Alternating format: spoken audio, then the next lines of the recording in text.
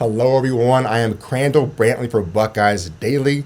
Ohio State is ranked high in a way too early ranking. Sherrone Moore was back in the news, and there's big news for Ohio Stadium renovations. Now, Ohio State looking toward the future of the horseshoe, and they want Buckeye Nation involved in the process. The university has launched a feasibility study to gather feedback on renovations and upgrades to Ohio Stadium, according to 247 Sports. So it's one of the most iconic venues in the sport. We know this. And AD Ross Buick made it clear. It's just the beginning. We need to listen, learn, and gain insight. So it's only the beginning for a journey toward providing our guests the ultimate game day experience. So big focus of the survey is premium seating. Right now, only about 4% of the stadium is premium, well below the 10% average for major programs across the country. So they're exploring options like luxury suites, club seating, even standing room seats with all standing room social areas with all-inclusive amenities.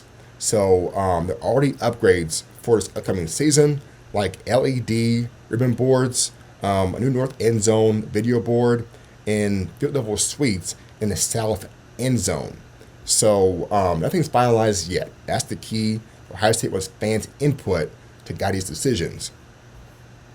And then Associate VP Kevin Griffin said this: "Our fans are telling us they're not interested.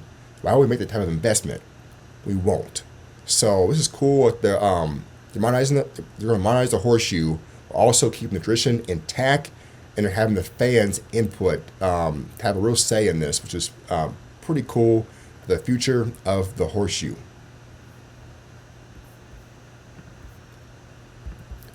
Okay. According to ESPN, for Michigan head coach Sherrone Moore was sentenced Tuesday to 18 months probation and fined over $1,000 following two misdemeanor charges had a domestic incident. Moore previously pleaded no contest to trespassing and malicious use of a telecommunications device, which led to more serious charges, including the felony being dropped. During sentencing, Judge Cedric Simpson made it clear jail time was considered, saying, "I don't believe incarceration should be appropriate, but warned Moore, should there be a violation, all bets are off." The case stems from an incident involving a former staff member who said Moore entered her apartment in an emotional state, creating what she described as a traumatic situation. The judge addressed that directly. "You had no right to do what you did." She was placed in fear. Moore is subject to strict conditions, including no contact with the victim, mandatory counseling, and restrictions on alcohol, drugs, and firearms. For sentencing, Moore briefly addressed the court, saying, "Taking this process very seriously," while also thanking his wife for her support. The situation ultimately led to his firing from Michigan back in December, ending a rapid fall for the coach who was leading the program just months prior.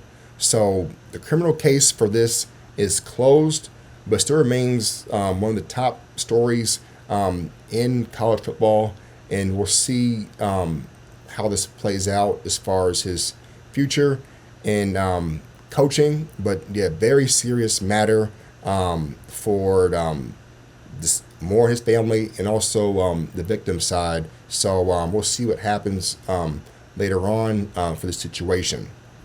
But yes, Moore avoided any jail time.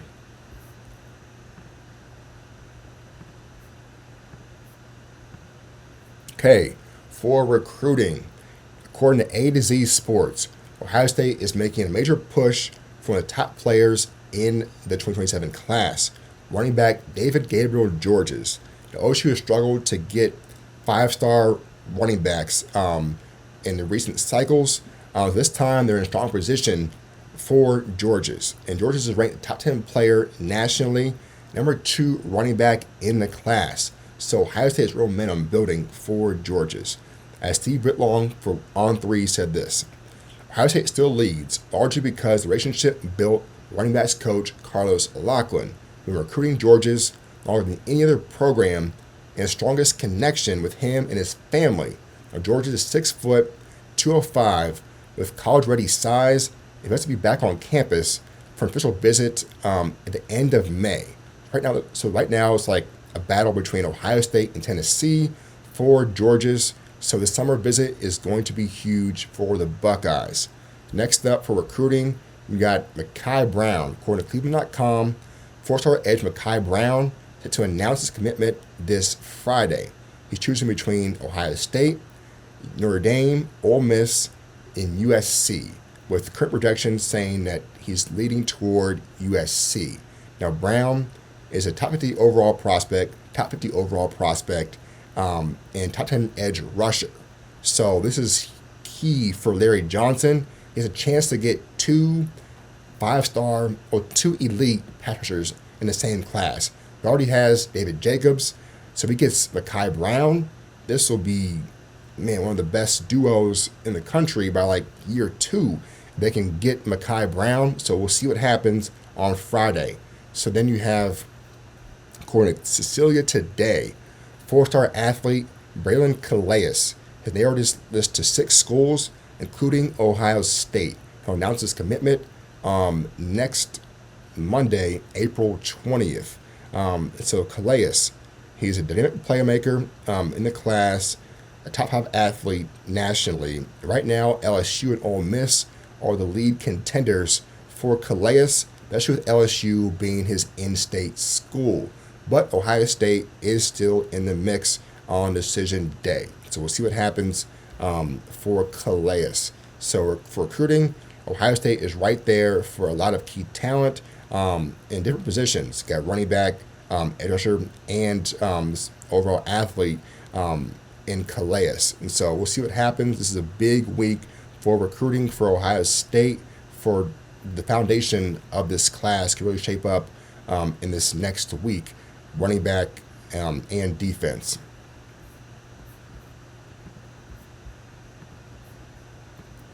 Okay, so ESPN had a way too early top 25. They had one back in December, then they updated one again this week. And Ohio State is now number 1.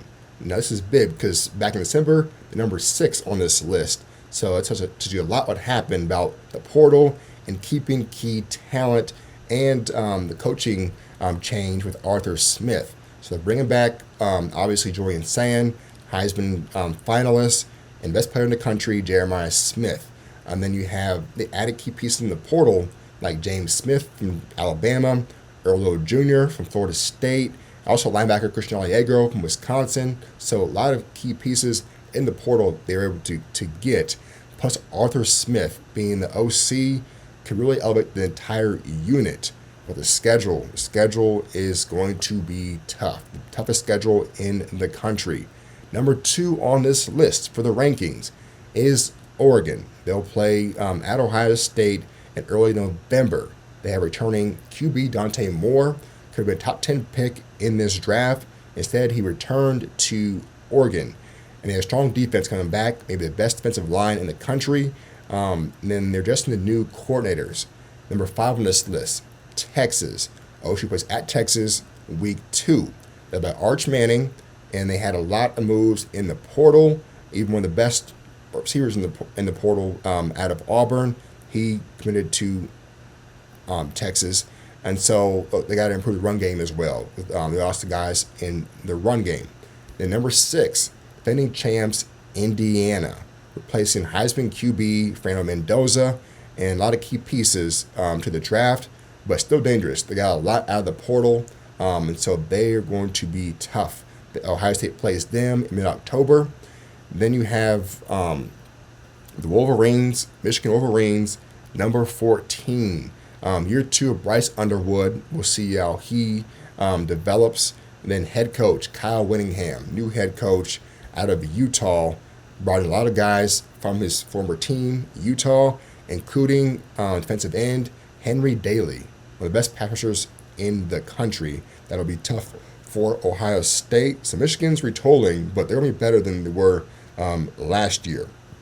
So for Ohio State, they went from number 6 to number 1 for a reason. The portal was key, but more importantly, retaining their best players. The reason why they lost a lot of guys in the portal because they were focused on getting make sure they had the resources for their best players to stay in Columbus. So, elite talent returning, major portal additions, and key coaching changes led them to be number one on this list. And I agree with the schedule. It's going to be tough. You got to earn it every week. Now, on this list that I didn't mention is number 19, Iowa, on this list. They play at Iowa early in the season.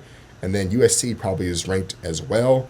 They play at USC. And so, tough schedule for sure. I ended up on the spring, for the spring game. Freshman playmaker Legend Bay is officially out for the game due to a lingering hamstring injury. It's been bothering him for a few weeks, but this makes sense. The spring game will be live tackling, so no reason to have him risk an injury at this time. Make sure he's healthy for fall camp at this point.